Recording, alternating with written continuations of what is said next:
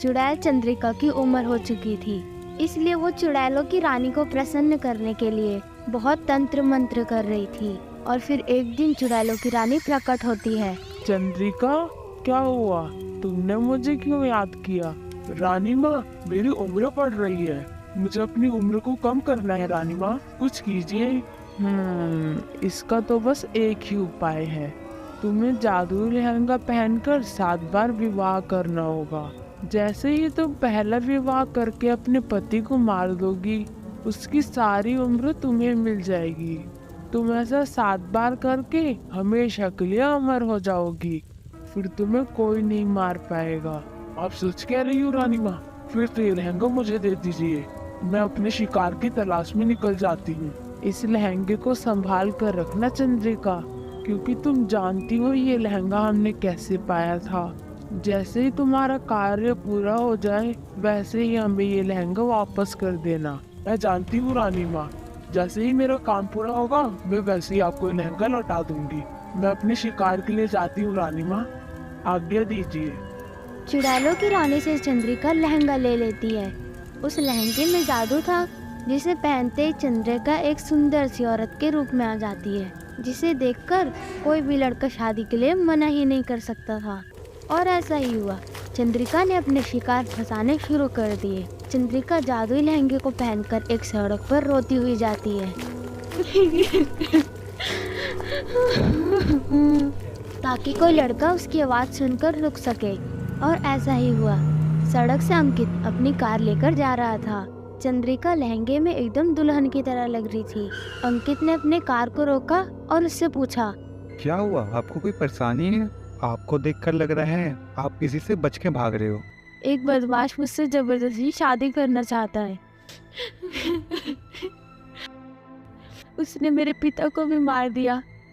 मुझे बचा लीजिए, मुझे उस बदमाश के साथ नहीं जाना। कोई बात नहीं, तुम घबराओ नहीं, मेरी गाड़ी में बैठ जाओ। मैं शहर की तरफ ही जा रहा हूँ और शहर में तुम्हें कोई खतरा नहीं होगा। अंकित चंद्रिका की खूबसूरती में खो जाता है। अब तक चंद्रिका उसे अपना नाम बता चुकी थी।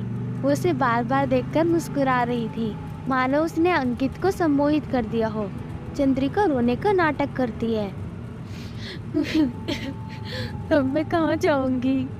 मेरा कोई नहीं है, मुझसे कौन शादी करेगा? अगर मेरी आज शादी नहीं हुई तो वो बदमाश मुझे उठाकर ले जाएगा। मुझे बहुत डर लग रहा है। डरो मत चंद्रिका, मैं तुमसे आज ही शादी करूँगा। यहीं पास में एक मंदिर है, हम दोनों वहीं चलते हैं। नहीं नहीं, मंदिर में नहीं, कहीं वो मंदिर में भी ना पहुंच जाए। अगर तुम बुरा ना मानो तो हम अभी और इसी वक्त शादी कर सकते हैं। ये देखो, मेरे पास सिंदूर की डिब्बी है। चंद्रिका, तुम बहुत ही सुंदर हो, तुमसे तो कोई भी शादी कर लेगा। और अंकित चंद्रिका से शादी कर लेता है। चंद्रिका उसकी पत्नी बन चुकी थी, जैसे कि वो चाहती थी। कुछ घंटों बाद अंकित चंद्रिका को लेकर घर पहुंचता है। अंकित शहर में अकेला रहता था। उसके मम्मी पापा दूसरे शहर में रहते थे।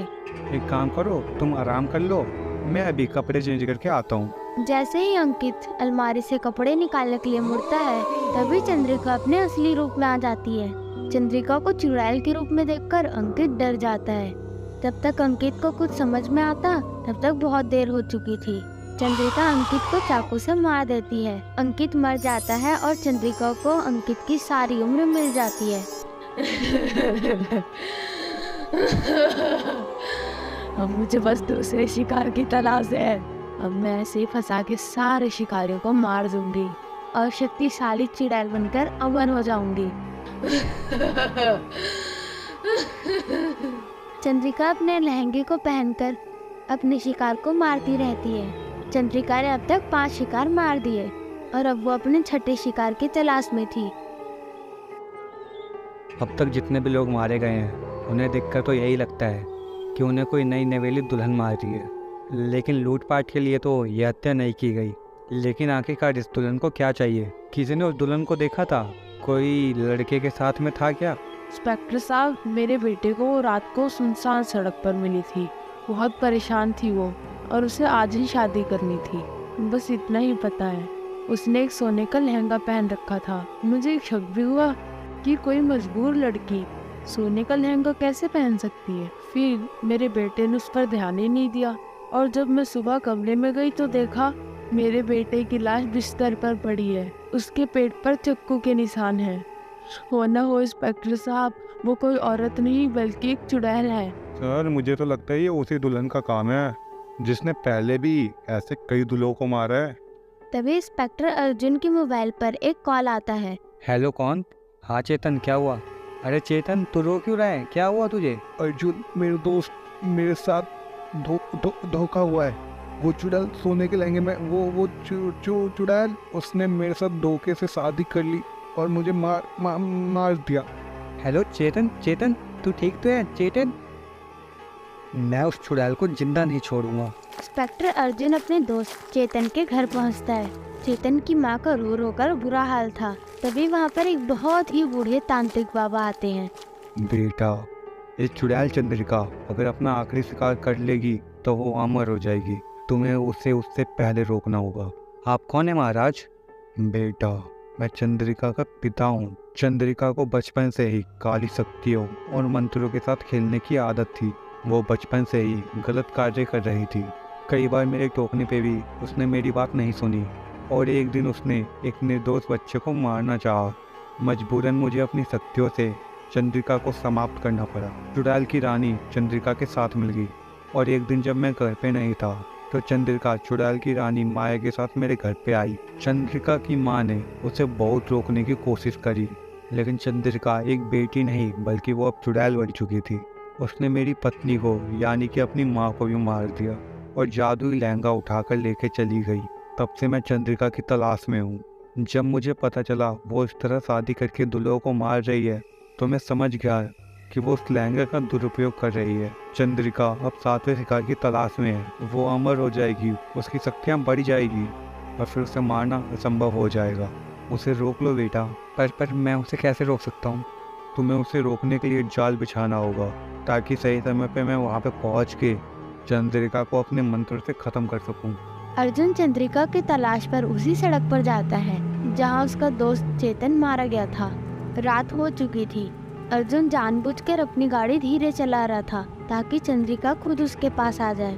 तभी अर्जुन देखता है कि सोने के लहंगे से सजी चंद्रिका रोती हुई उसके पास आती है। अर्जुन का तीर निशाने पर लग चुका था। अरे कौन हो तुम और रो क्यों रही हो?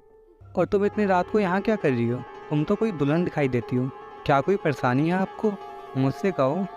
मेरे माता पिता को मारकर एक बदमाश मुझसे जबरदस्ती शादी करना चाहता है। मैं किसी तरह अपनी जान बचा कर आई हूँ। मुझे अपनी गाड़ी में थोड़ी सी जगह दे दो। वो बदमाश मेरा पीछा कर रहा है। अच्छा कोई बात नहीं, हो जल्दी से मेरी गाड़ी में बैठ जाओ। अरे तुम अभी भी क्यों रो रही हो? मैं इसलिए रो रही हूँ क्योंकि मैं अभी अपने गांव से भागी हूँ। मेरी बहुत बदनामी हो गई और मुझसे कौन शादी करेगा? मैं कहाँ जाऊँगी?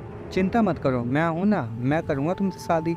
सच में तुम मुझसे शादी करोगे? ये देखो मेरे पास सिंदूर की डिब्बी है। हमें किसी मंदिर में जाने की ज़रूरत नहीं है। तुम अभी के अभी मुझसे शादी कर सकते हो। मैं तभी तुम्हारे साथ तुम्हारे घर चलूँगी। बस इतनी सी बात? ठीक है, ये लो, हो गई हमारी शादी। अर्जुन चंद्रिका को लेकर घर आ जाता है। चंद्रिका जाओ, तुम कपड़े चेंज कर लो। ना भारी लहंगा पहना हुआ है, तुम थक गई होगी। मैं तुम्हें अपनी माँ की साड़ी दे देता हूँ। नहीं, मैं ये लहंगा नहीं उतार सकती। क्या मैं इसमें तुम्हें सुंदर नहीं लग रही? देखो तो ये तो सोने का लहंगा है, कितना सुंदर है। मैं इस लहंगे को सुबह ही उतारूंगी। मुझे बहुत नींद आ रही है। चलो हम सो जाते हैं। अरे इतनी जल्दी भी क्या है? अभी सबको आने तो दो, तभी तो अंदर जाएंगे। मैं कुछ समझी नहीं। सब मतलब? तभी चंद्रिका के पिता और बाकी सब लोग वहाँ पर आ जाते हैं। अर्जुन की माँ भी वहीं पर मौजूद थी। चंद्रिका, तेरा अंत करने के लिए ये सब जाल बिछाया गया था। तू इस धरती के लायक नहीं है। जा, मैं तुझे मुक्ति देता हूँ और लोग चली जाओ। पिताजी नहीं।